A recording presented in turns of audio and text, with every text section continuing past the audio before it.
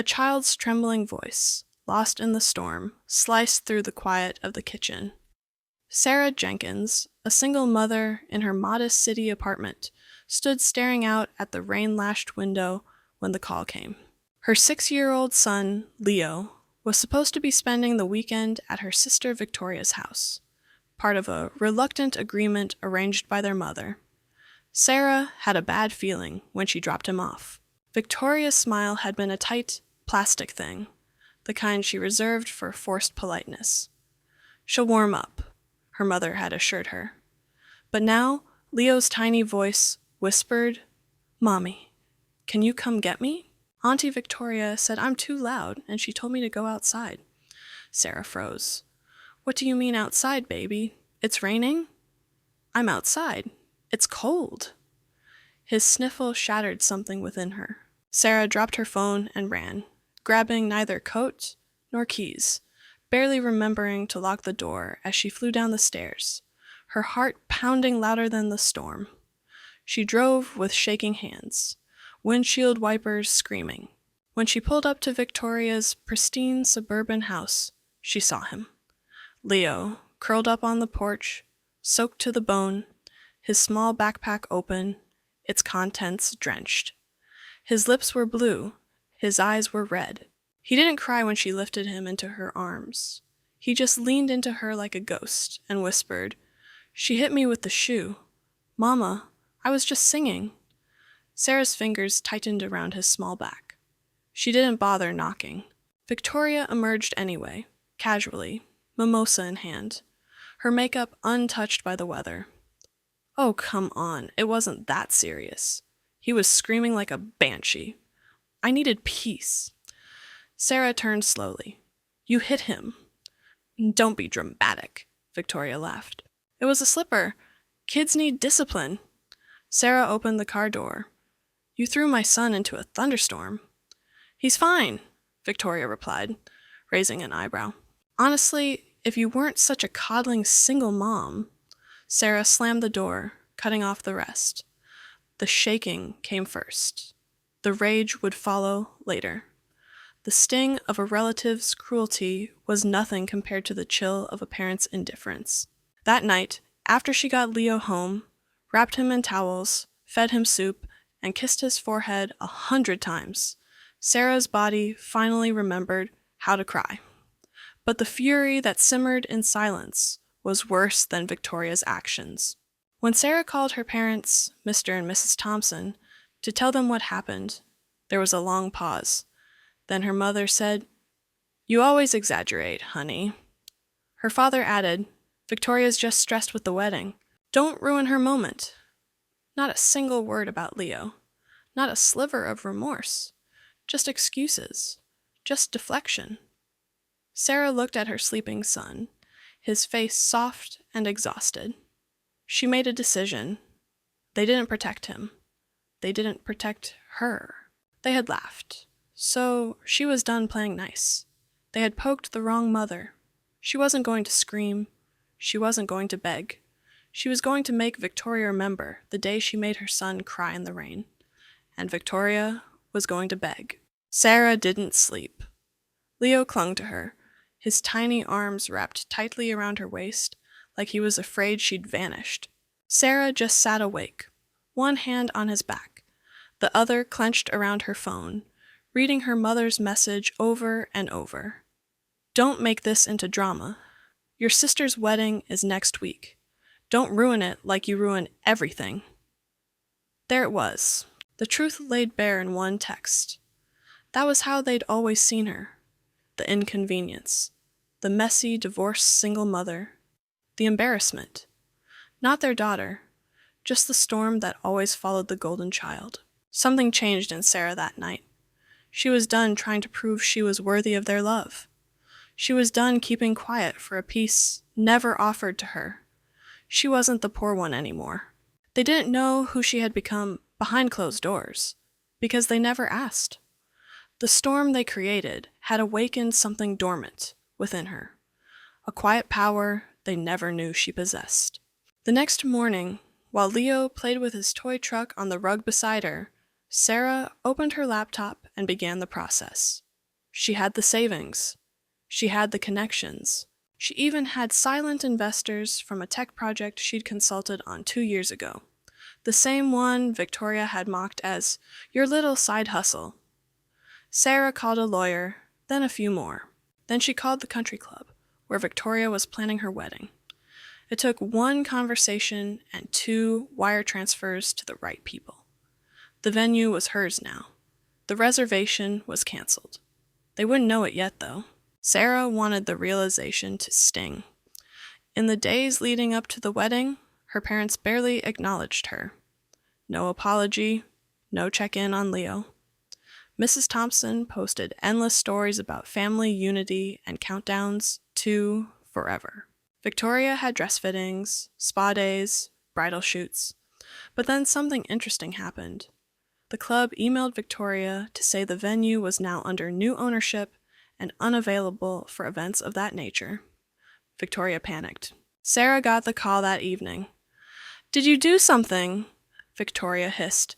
"Excuse me. Don't play dumb. You always wanted to ruin my life. What did you say to them?" "I didn't say anything," Sarah said calmly. "But it's funny you think I could." "You're such a bitter," Victoria began, but Sarah hung up. Instead, Sarah focused on something else. She created a private event. Not a wedding, not a party, just a gathering. She invited people her family knew. Not her parents, not Victoria, just the ones who'd always looked at Sarah like she was invisible. Sarah booked a caterer, a string quartet. She had photos of Leo and herself framed and placed throughout the hall. There was a slideshow of years of hard work, promotions, milestones, Leo's drawings. Sarah wanted the world to see what they had chosen to overlook, and she made sure someone would. A carefully orchestrated unraveling, designed to expose what her family refused to see, was set in motion. Victoria called Sarah again 2 days later.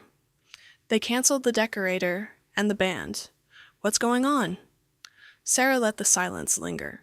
"Maybe you should ask Mom and Dad. They seem to think you deserve everything. Maybe they'll manifest it for you." "You selfish," Victoria began. Sarah cut her off. "Like you were when you beat a child with a slipper and threw him into the rain." Dead silence.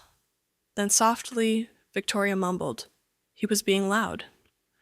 "And you'll remember that every time you hear thunder," Sarah said. She hung up again, but she wasn't done. The day of what should have been Victoria's wedding arrived. Guests showed up to the country club and were redirected with a printed sign that read, "Private celebration of strength and survival. By invitation only." Inside, Sarah stood at the center with Leo in a tiny suit beside her. She watched as old family friends, distant relatives, and even some of Victoria's bridesmaids looked at the photo wall and whispered, the betrayal, the success, the story of a woman they didn't bother to know. The grand celebration collapsed into a public spectacle as hidden truths erupted into the light. Victoria finally stormed through the doors, dressed in full bridal glam, tears streaking her mascara, demanding to know why. Sarah looked her in the eyes and smiled. "You hit my son," Sarah said clearly. "You mocked me. You erased us. This is what forgotten looks like." Victoria turned to her parents, expecting support. But even Mr. and Mrs. Thompson stood frozen because someone had leaked the security footage from Victoria's porch that rainy night. The internet had seen it. The news had picked it up. Sponsors had backed out. Her fiancé, Daniel, had quietly flown back to his parents' home. And now Victoria stood in a designer dress, alone, humiliated, and begging. Victoria collapsed into one of the empty chairs, her white dress wrinkled and soaked in sweat. Her perfectly styled hair clung to her cheeks. Everyone was staring, but no one stepped in to help her. She kept whispering, "This wasn't supposed to happen. This was my day." For once in her life, no one cared. Across the room, Leo looked up at Sarah. "Mommy, why is Auntie crying?" Sarah bent down to his level and kissed his forehead, because she finally saw the storm she caused. Sarah didn't want revenge. She wanted reckoning, and this was the beginning of it. Her parents approached timidly, the same parents who'd watched her child be thrown into the rain and laughed about it. Mrs. Thompson adjusted her pearl necklace nervously.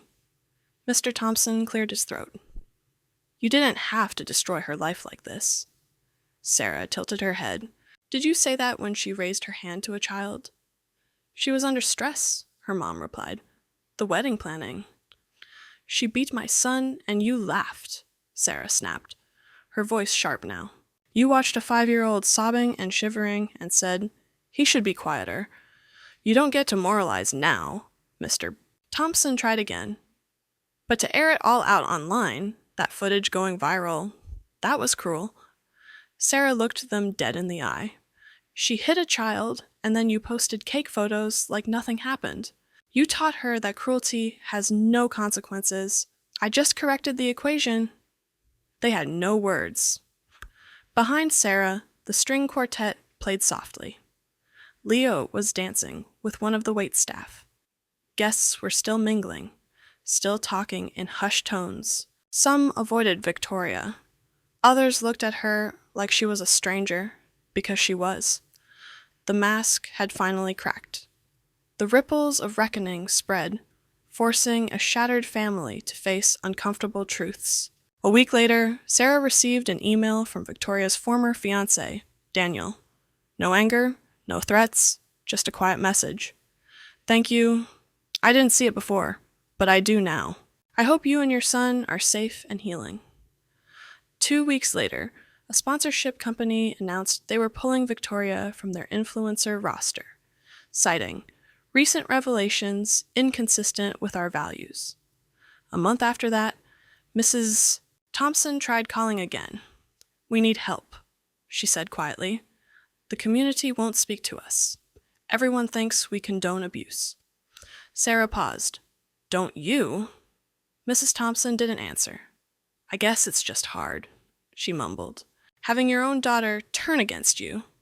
Sarah exhaled slowly. I didn't turn against you. You were never standing beside me to begin with. Click. That was the last time Sarah spoke to her mother until 6 months later. Sarah was opening her second office. The tech company she had quietly helped build had just expanded into 3 cities. Leo was in school full-time, thriving, happy, safe. There was a knock at the door. Victoria. She looked hollow. No makeup, no glamour, just a plain hoodie, dark circles under her eyes, and a folder in her trembling hands. I'm sorry, she whispered. I lost everything. Sponsors, clients, people. I thought I was strong, but I was just loud. You were the strong one. She held out the folder. Inside were therapy documents, legal apologies, a letter addressed to Leo. I don't expect forgiveness, she said, but I need you to know that I'm trying, and I'll never forgive myself for what I did. Sarah didn't say anything, but Leo's words rang in her ears from that night. Why do they hate me, Mommy? Sarah would never let that boy wonder again. So she took the folder, not for Victoria, but for Leo, because he deserved to see that even monsters could learn to kneel, and that even if the world turned against you, truth always finds the light.